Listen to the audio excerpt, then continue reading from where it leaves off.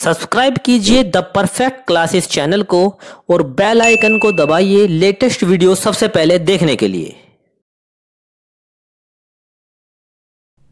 Hello student, आज मैं आपके साथ में शिक्षा निदेशालय द्वारा दी जाने वाली वर्कशीट नंबर 17 जो है डिस्कस करने जा रहा हूं, जो कि हिंदी विषय की वर्कशीट है, कक्षा 9th के विद्यार्थियों के लिए है। ये दिनांक 12/8/2020 की वर्कशीट है। देखो, वर्कशीट में सबसे ऊपर आपको अपना नाम मेंशन करना है, कक्षा अध्यापक का नाम भी लिखना है और साथ के साथ आपको अपना रोल नंबर और क्लास और सेक्शन भी मेंशन करना है। और वर्कशीट का जो नंबर है, जैसे वर्कशीट नंबर 17, ये भी आप जो है इसको लिखेंगे। तो देखो, जितनी भी आपको वर्कशीट दी जा रही हैं, ये सारी की सारी वर्कशीट को आपको ध्यानपूर्वक जो है समझना है, क्योंकि ये सारी की सारी जो वर्कशीट है आपके सिलेबस में से ही दी जा रही हैं। जो आपका NCERT का, CBSE का जो भी सिलेबस है, उसी सिलेबस से ये वर्कशीट जो है बनाई जा रही हैं और जो है आपको जो है दी जा रही हैं, ताकि आप इसको अच्छे से समझ सकें। और अच्छे से समझ के जो है आपको जो नीचे क्वेश्चन आंसर दिए हुए हैं, आपको वो क्वेश्चन आंसर करने हैं।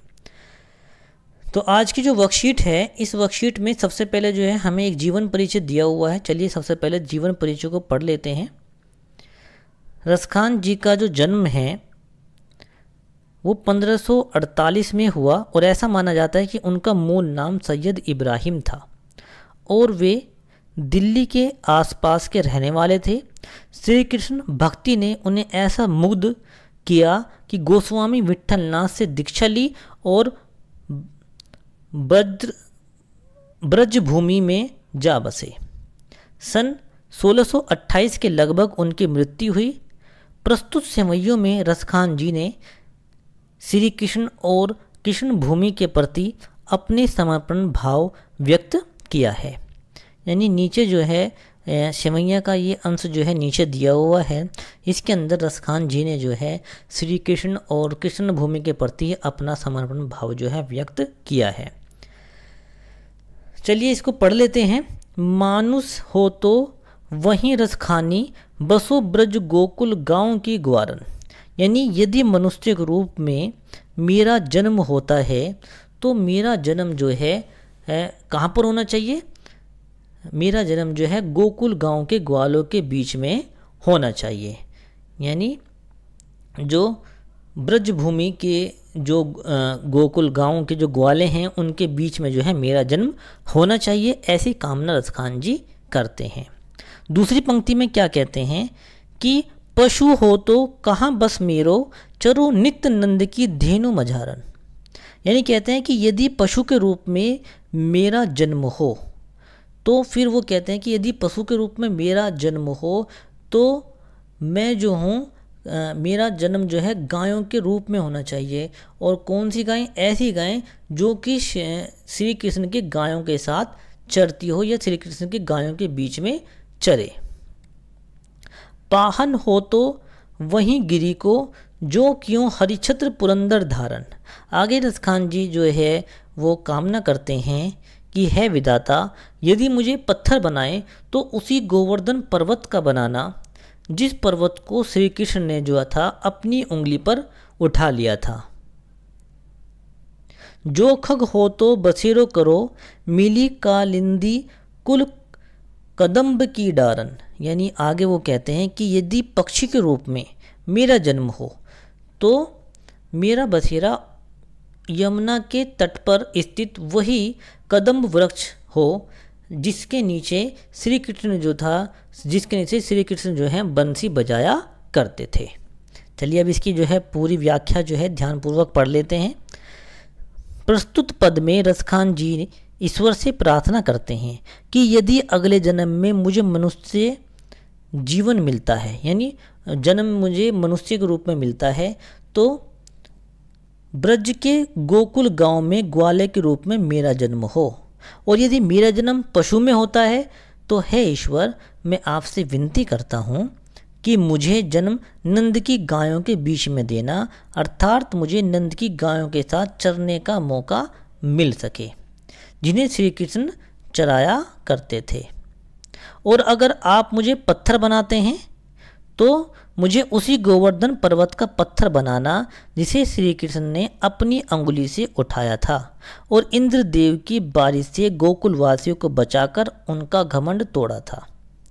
अंत में कवि कहते हैं कि अगर मेरा जन्म पक्षी के रूप में हो तो मेरा बसेरा यमुना नदी के किनारे कदम्ब के पेड़ पर करना जिसके नीचे श्री कृष्ण बांसुरी बजाते थे। तो इसकी पूरी व्याख्या जो है यहाँ पर नीचे दी हुई थी। अब इसके कुछ क्वेश्चन आंसर जो है नीचे दिए हुए हैं और पहला क्वेश्चन है कि ब्रज भूमि के प्रति कवि प्रेम किन किन रूपों में अभिव्यक्त हुआ, यानी कवि का जो प्रेम है किन किन रूपों में अभिव्यक्त हुआ लिखिए। चलिए, किन किन रूप में अभिव्यक्त हुआ कवि का प्रेम, तो उसका जो है नीचे आंसर जो है नीचे डिस्कस किया हुआ है मैंने, तो उसको पढ़ते हैं कि रसखान कहते हैं कि यदि मैं पशु के रूप में जन्म लूं तो नित्यानंद की गायों के बीच में चरूं। रसखान की इच्छा बस इतनी है कि है विधाता यदि मुझे पत्थर बनाए तो उसी गोवर्धन पर्वत का जिसे ब्रज की रक्षा के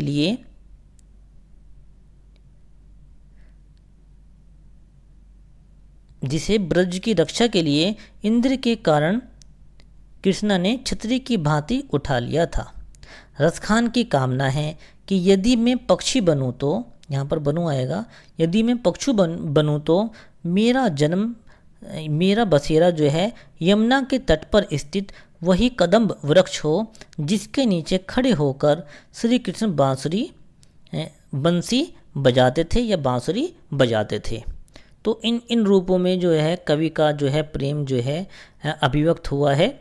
और ऊपर भी जो इसका आंसर जो आपको मिल जाएगा किन किन रूपों में उनका जो है प्रेम जो है अभिव्यक्त हुआ है, वो सारा का सारा आंसर मैंने नीचे डिस्कस किया है। चलिए क्वेश्चन नंबर 2 पढ़ते हैं। इस समय को पढ़कर आपको निम्नलिखित शब्दों के क्या अर्थ समझ में आए, उन अर्थों को लिखिए। देखो ये जो शब्द दिए हुए हैं जैसे पशु, मानुष, ग्वारन, धेनु, पाहन, खग, कालिंदी और कदम्ब, इन सब के आपको अर्थ बताने हैं। तो चलिए इनके अर्थ को जानते हैं भाई, इनके क्या क्या अर्थ होते हैं। जैसे कि पशु का जो अर्थ होता है पशु, और यहाँ पर आगे डंडा लगा देना मानुष का अर्थ होता है मनुष्य, और ग्वारन का अर्थ होता है ग्वाले, और धेनु का अर्थ क्या होता है, धेनु का अर्थ होता है गाय, पाहन का क्या अर्थ होता है पत्थर, खग का अर्थ होता है पक्षी, कालिंदी का अर्थ होता है यमुना नदी, और कदम्ब का जो क्या अर्थ होता है, कदम्ब का देखो 2 मीनिंग यहाँ पर मैंने लिखे हैं, 2 अर्थ होते हैं इसके, वृक्ष व फल। तो ठीक है, इनके जो आपको मीनिंग जो है आसानी से मिल गए। चलिए अब जो है नेक्स्ट क्वेश्चन जो है डिस्कस करते हैं। प्रश्न नंबर 3 है कि प्रस्तुत सेवैयों में रसखान जी ने ब्रजभूमि के प्रति अपना प्रेम अभिव्यक्त किया है। इसी प्रकार आप अपनी मातृभूमि के प्रति अपने विचारों को लिखिए।